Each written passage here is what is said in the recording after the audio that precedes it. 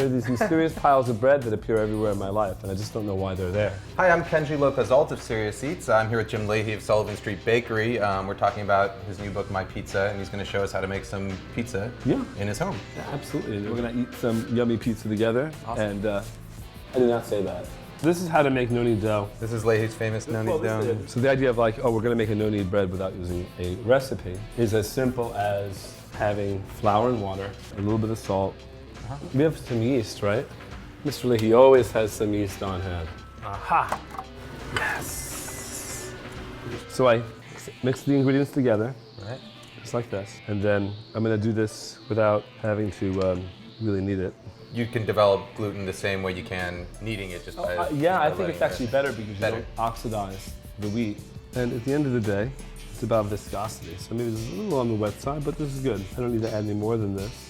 So that's it though, that's done. I would let it ferment until it grows as tall as it possibly can. Okay. It will be popped. And then how long does that take? With the quantity of yeast, the temperature of the room, and perhaps even the temperature outside, maybe 9 hours, 8 hours. 9 hours. Okay, Yeah. so it'll just sit there, Yeah. cover it up, let it sit there 9 Yeah, hours. and then at like 4 in the morning, I'll wake up Right. and make myself some pizza. Just kidding. You're gonna get the same elasticity out of this dough simply by handling it a couple of times. Right, right. And that's all, it's all because of the long, Fermentation. the really long yeah. fermentation. So if you period. like knock it down and then make little balls. So what we want to do, Kenji, is open up the dough and stretch out the edge, just the very edge. Look, really gentle, barely holding on to it, so that's kind of all the same thickness. You have a disc that's a little wider, right? It hasn't deflated. As yours. Well, go toward the very outside, the very rim, and try to thin out the rim, okay? When you get the dough to a big enough size, then you can just knuckle it, And you might feel, because this dough has a slight skin, that there's a little stickiness to it every so often, right? Don't worry about that. Don't worry about that now. If you want, you can really go look really close to the edge. See how my fingers are almost just like right at the very edge of the dough. You see what I'm saying? Right at the edge. Don't be afraid. Almost punctured it, almost lost it. And then, if you do this long enough, you'll get a disc that opens up. And when it gets this big, you saw I just dipped it in flour, right? If you want to, you can continue. You always make it bigger than you actually want it to be. It's going to pull back a little Yeah, bit. it's going to shrink, right? So here we have a dough. It's beginning to shrink a little bit. How many people, when they cook from a cookbook, the recipe is a springboard for something else? This is just sharp provolone, is that what Yeah, sharp provolone. Such a yummy cheese. A little bit of ginger, shredded, kind of coarse. I don't mind if I get a nice piece of ginger, garlic. And then typically what I do with mozz, I just try to like crumble it and tear it. And then what else do we put? Oh, chili pepper, that's right. Chili pepper.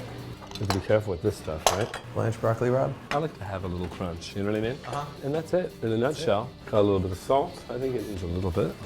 I feel like, just for kicks, just feel this. Is this coriander? Yeah, throwing a couple of coriander seeds on here. I don't know why. But you see, that's the way I think. Every so often, just try something a little different. I love toasted seeds. You just have the pizza stone. Preheated, 500 degrees. it's just and then when I get to 500 degrees, maintain the temperature, and then you put the broiler on full blast. What are you aiming for? 2 At minutes? least the amount of time possible.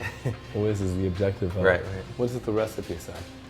Because maybe we're right on target, you know what I mean? It says 3.5 minutes. We're done. See how wet it is? Yeah. That's because of the whey. The way. The cheese is so fresh. But just like, the bubbles are amazing. Yeah. And the bottom probably is hammered. Or, no, it's nice. Oh, we got a leak, man. Look at this. Whoa. Ooh. Ooh. That looks nice. Isn't that pretty? I got noise. Hear that noise? Hear that noise? Crunch.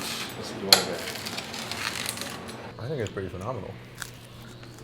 Dough has a good texture, doesn't it? Yeah, really good. Yeah. No, but it's amazing you get that super thin crust, but this very airy, slightly moist, chewy from a home oven. Most people don't get. Yeah, no, the recipe in the book is very, very simple. Very easy to do. Ooh.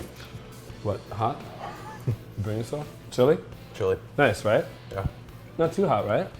I think I just got a big chunk of. You're lucky. I haven't hit one yet.